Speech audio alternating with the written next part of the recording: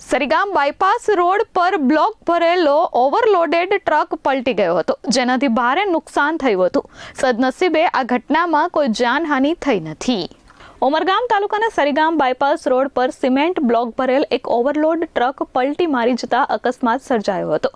Sarigam bypass નહેર નજીક truck ચાલકે વાહન પરનો કાબુ ગુમાવતા ટ્રક ડિવાઈડર સાથે અથડાઈ હતી અને બાદમાં પલટી મારી હતી. અકસ્માત એટલો ગંભીર હતો કે બાયપાસ રોડ પરના ડિવાઈડર તેમજ ટ્રકને ભારે નુકસાન થયું હતું. સ્થાનિક લોકોના જણાવ્યા અનુસાર ટ્રક ચાલક પીધેલી હાલતમાં હોવાનું જણાઈ આવ્યું હતું. સદનસીબે આ ઘટનામાં કોઈ જાનહાનિ કે ગંભીર ઈજા થઈ નહોતી, જેના કારણે મોટી દુર્ઘટના ટળી હતી.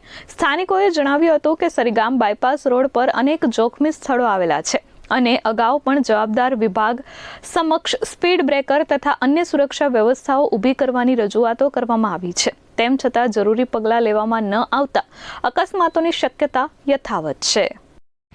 मैम विधायक कैसे गाड़ी कैसे पलटी मारी? अरे भाई अब हो गया भाई, अब क्या बताऊं, से हो गया? स्लो मोशन में हो गया वो क्यों? नहीं सही सही बताओ. अरे वो नहीं